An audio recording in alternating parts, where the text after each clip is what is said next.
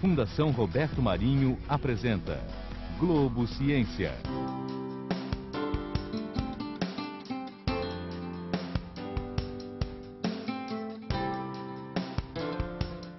Rafael Domingues, Fernando Diniz, Adelina Gomes, Carlos Pertuis, Emílio de Barros.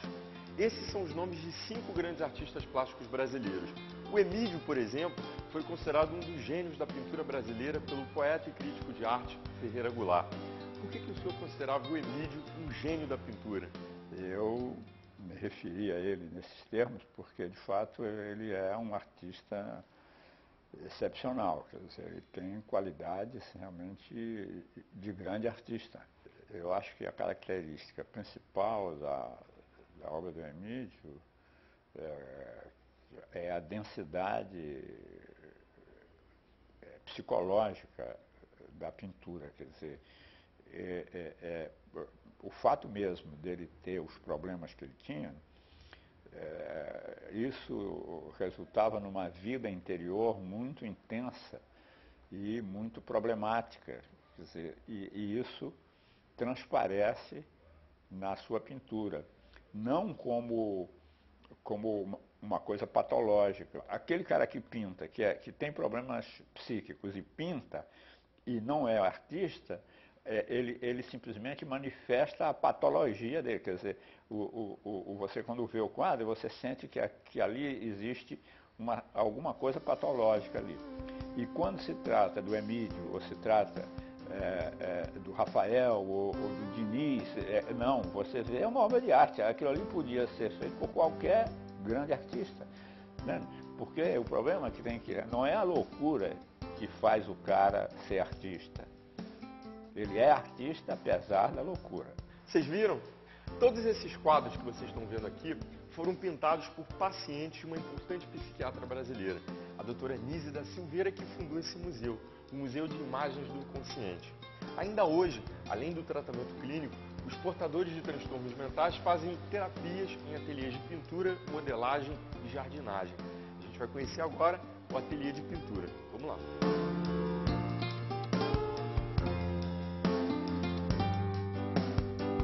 O que você está pintando aí? Uma deusa, né? Você gosta sempre de desenhar figuras humanas? Só figura só, não gosto muito de paisagem, não. O que você está desenhando aí, Antônio? No caso, estou fazendo aqui um desenho abstrato, né? Significa tudo que não é real é abstrato. O senhor já ouviu falar na doutora Nise da Silveira? Psiquiatra alagoana que revolucionou os métodos de tratamento desse hospital. Estou aqui há 23 anos. Conheci a doutora Nise já no final de... E ela foi uma lutadora, uma guerreira, né? Tirou-nos das enfermarias, né? Então aqui era o nosso refúgio, a nossa liberdade. Então o livre-arbítrio de você escrever, se expressar do jeito que você pudesse. A minha terapia é poesia, porque extravasa aquilo que está dentro de mim. Tem uma aqui que eu adorei, gente. Vou ler só um trechinho aqui. Deixa eu ler. Lê, então lê aí. Mente, é minha mente. Mente, mentecaptamente pensando, é mente. Mente, discrimina e indiscrimina, é mente. Mente, ama e desama, é mente. Mente, sensível e insensível, é mente. Mente, saudável, doente, é mente. Mente, bem ou mal, é mente. O que é a nossa mente, né? A saúde mental também deve ser vista por esse lado, não sendo discriminada, como muita gente coloca a pessoa alienada, e nem todos têm esse grau de alienação. Quem de fato é louco? Nós aqui estamos em tratamento para voltar para o mundo daquele. Com certeza daqui eu não quero sair, nem que eu tivesse curado. Aquilo é um mundo que nós pensamos que é um mundo habitável. Você já ouviu falar na doutora Nise? Ela foi revolucionária no sentido de ver valor nos doentes, criando arte, desenvolvendo arte. Quantos artistas ela gerou aqui dentro com o trabalho dela? Doutora Nise da Silveira, recebo meu amor e minha gratidão. Sei que a senhora está no céu, ao lado do Senhor Jesus. Daqui eu vou vivendo, vou me tratando, vou seguindo num caminho de luz. A doutora Nise da Silveira era uma mãe. Ela que não teve filhos, mas ela foi mãe de todos nós. Até que ponto, se não fosse ela, a gente estava até eu e os manicômios jogados naquela visão, que a gente até vê os quadros reais, que não vale a pena estar comentando aqui, porque agora é um ambiente mais sadio. Uma vez uma doutora comenta, e eu pensei a ideia dela bem razoável, não tinha muita diferença de campo de concentração para manicômio, ao que as guerras trouxeram na realidade. Deixaram um pouco de lado o ódio, né? O mau humor, né? Que hoje em dia dizer bom dia virou ofensa. Aí vira a pessoa até se fecha por causa do mundo tão difícil que está lá fora, né? Tanto crime, tanta coisa errada, e a pessoa até endurece um pouco o coração. Porque as pessoas sigam mais a voz do coração, né? Embora daqui tenham saído importantes artistas plásticos, a doutora Anísia da Silveira usava a arte como tratamento. Ela acreditava que a pintura mostrava mais do que qualquer outra atividade, porque trazia retratos do mundo interno do pintor, como se fosse possível ver através de frestas o que se passava na mente do portador de transtorno mental. Anísia da Silveira, a mulher que revolucionou a psiquiatria brasileira, é a nossa personagem do Globo Ciência de hoje.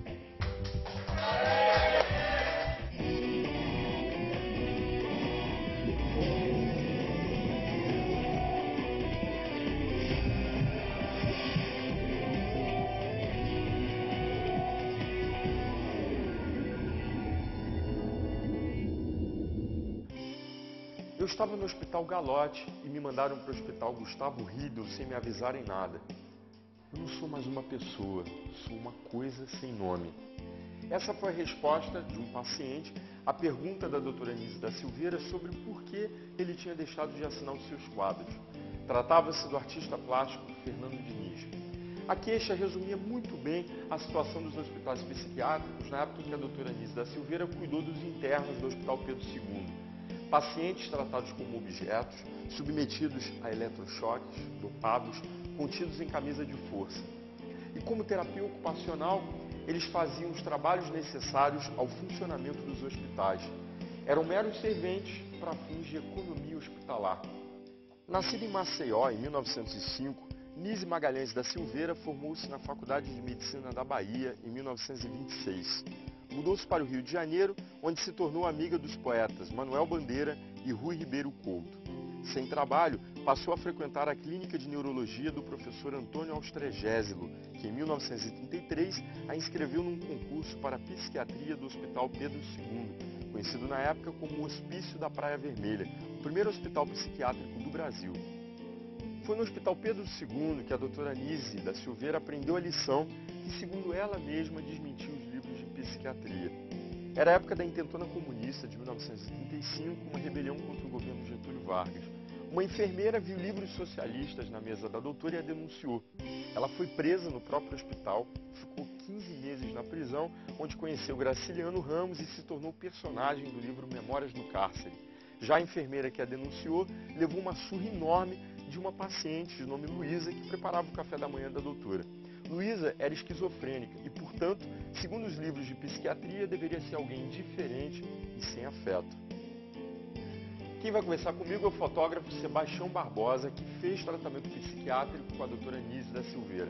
Conta pra gente brevemente como é que foi o seu tratamento. Quando eu conheci a Anísia, eu estava na fronteira.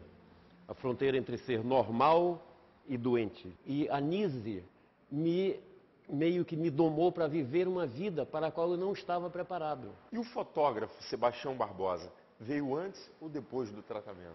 Não, eu já era fotógrafo.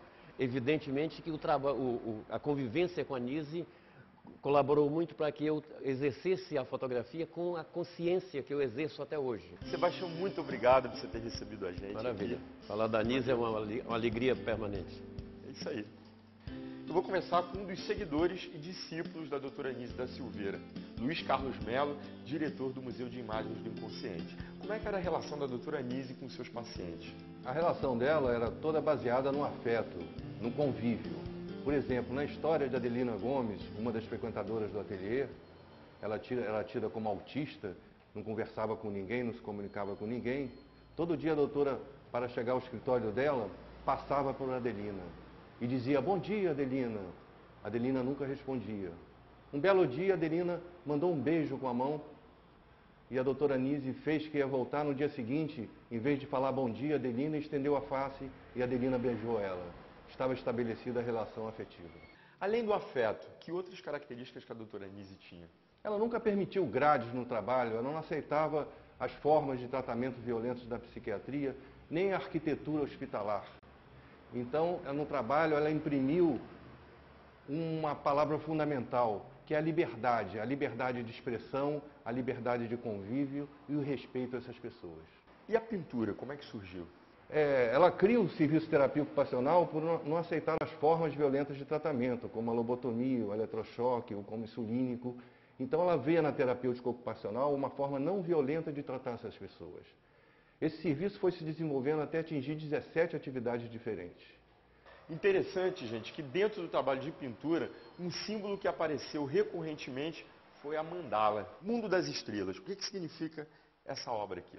Isso é uma mandala feita por Fernando Diniz, que ele fez para a exposição que foi realizada no Paço Imperial sobre o seu trabalho. E qual foi a interpretação que a doutora Nise deu a esse trabalho de Fernando Diniz? O que ele queria dizer? A psique humana, ela busca ordem. O círculo é o símbolo por excelência da unidade. Então, quando a pessoa vive um estado de confusão mental, a psique está contrabalançando esse estado de confusão com os símbolos da unidade. Então, existem forças autocurativas na psique. Foi através das mandalas, feitas espontaneamente no ateliê, que a doutora Nise entrou em contato com a psicologia junguiana. Obrigado pelo encontro e valeu aí pela entrevista. De nada, estamos às suas ordens. A doutora Nise da Silveira era filha única e não teve filhos, mas deixou sobrinhos por afinidade, ou seja, sobrinhos do marido dela, o médico sanitarista Mário Magalhães da Silveira. A gente vai conversar com um deles agora. Quem vai conversar comigo é Alexandre Magalhães da Silveira. O senhor conviveu muito tempo com a doutora Nise? Convivi razoavelmente. Não foi muito. Eu vim para o Rio em 1965 e durante muito tempo frequentei muito a casa dela. E como é que ela era em casa? Ela passava a maior parte do tempo dela estudando e se dedicando aos doentes. É verdade que ela tinha muitos gatos? Tinha muitos gatos. Na casa dela ela tinha 5, 6 gatos e no escritório, que era um andar acima, ela tinha 12, 14 gatos. Valeu pelo encontro, muito obrigado pela entrevista. Nise da Silveira adorava gatos e dizia que eles tinham uma maneira semelhante de querer bem à dos esquizofrênicos. Ela gostava também de cães. Para ela, na verdade, os animais eram coterapeutas. Ela percebeu que os doentes que cuidavam dos bichos desenvolviam relações afetivas com eles e isso ajudava na melhoria do tratamento. Daí surgiu uma história muito engraçada. Aborrecida com uma cadela que era enxotada, né? Ela era expulsa do centro psiquiátrico diariamente, ela resolveu desafiar os funcionários. Colocou o nome da cadela de Nise e chegou para todo mundo e disse assim: quero ver agora vocês colocarem, enxotarem a chefe do serviço. Passa fora, Nise! Passa fora, Nise! Nise da Silveira criticava a despersonalização infligida ao interno no hospital psiquiátrico e se impressionava com o número de internações. Só para vocês terem uma ideia, de cada 22 ou 23 entradas no pronto-socorro do Engenho de Dentro, cerca de 17 eram reinternações. Será que a situação mudou? O que mudou? As respostas a gente vai ver depois do intervalo. Não sai daí não, porque a gente já volta.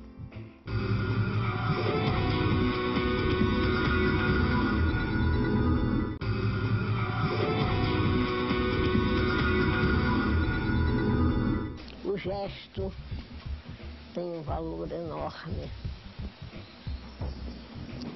O olhar tem uma importância muito grande.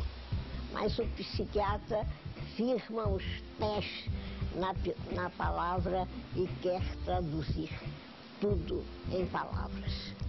Ninguém está pretendendo desmerecer a palavra, mas há muitas outras maneiras de comunicação. Essa era a doutora Nise da Silveira. Não tinha medo de criar polêmicas. Era adorada por uns e muito criticada por outros. Chegou a ser acusada de não se preocupar com a cura da esquizofrenia.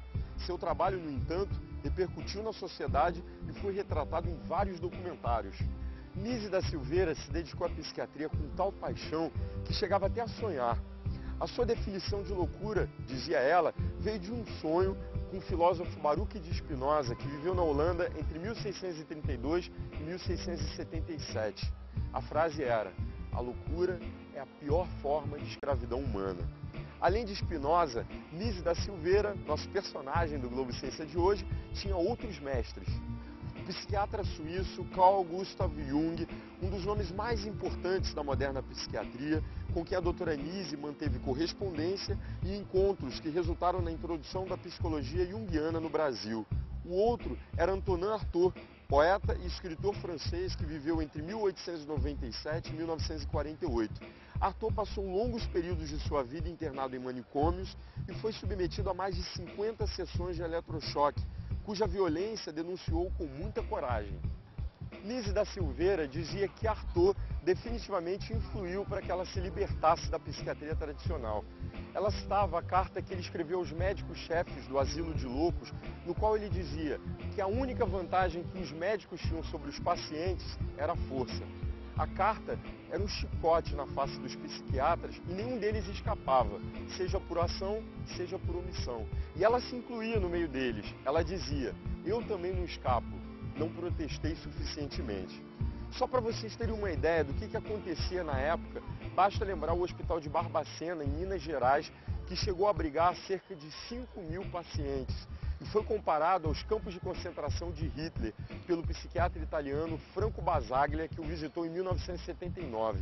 Basaglia foi um dos maiores psiquiatras do mundo e uma das figuras mais importantes na luta pelo fim dos manicômios. Vamos descobrir agora o que mudou no tratamento dos portadores de transtornos mentais. Vamos lá.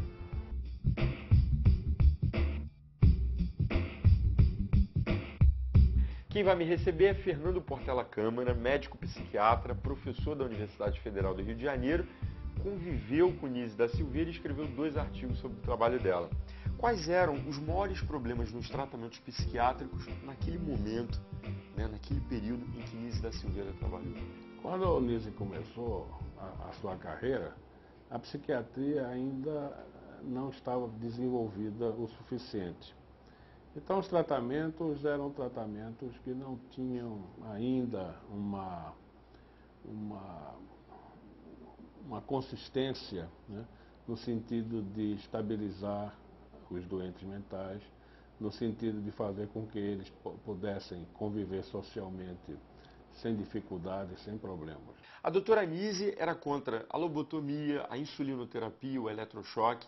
Eu queria que você descrevesse para a gente cada um desses tratamentos e mostrasse quais as consequências para os pacientes. A lobotomia era uma operação extremamente simples que consistia em desconectar o lobo pré-frontal do restante do cérebro, diminuindo a agitação. E como é que era feito isso? Isso era uma operação simples, o paciente ficava sentado ou deitado e o médico fazia um estilete debaixo da pálpebra, acessando o cérebro ou pelo nariz, e aí ele simplesmente destruía uma parte do cérebro, deixava o paciente numa situação permanentemente defeituosa. A insulinoterapia era utilizada para pacientes esquizofrênicos agitados, delirantes, em surtos agudos, para o paciente maníaco. Consistia em dar uma injeção de insulina, consequentemente havia uma queda brusca da glicose, o indivíduo desfalecia. Quando o paciente voltava a si, ele já estava bem melhor da agitação e seus delírios. E o eletrochoque? O eletrochoque, que hoje se chama eletroconvulsoterapia, era o mesmo procedimento. Tinha o mesmo objetivo da insulinoterapia, só que usando meios físicos.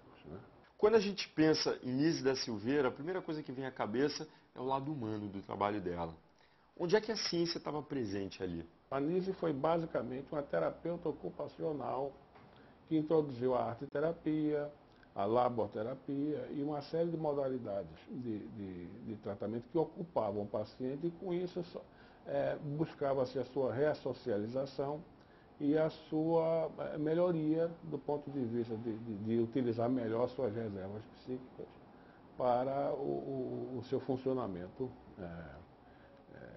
diário. Vamos falar um pouquinho de pintura. Como é que um quadro, né, como é que a análise de um quadro pintado por um paciente com transtorno mental pode fazer com que se compreenda aquilo que está pensando, que se passa na mente dele? Ela não contribui para o diagnóstico, mas ajuda para nós entendermos como está funcionando a psique dele. Os símbolos, a capacidade de organizar o espaço, né? A capacidade de lidar com cores, né? Etc. E isso pode ser útil para se terem uma ideia de como está a mente daquele indivíduo e até acompanhar ao longo do tempo, pela sua produção artística, como evolui durante um tratamento, né, a sua psique. Fernando, muito obrigado pela entrevista, foi uma alegria estar aqui com você. Eu que agradeço. Como é que anda a saúde mental no Brasil, hein? A gente vai procurar as respostas na Fundação Oswaldo Cruz.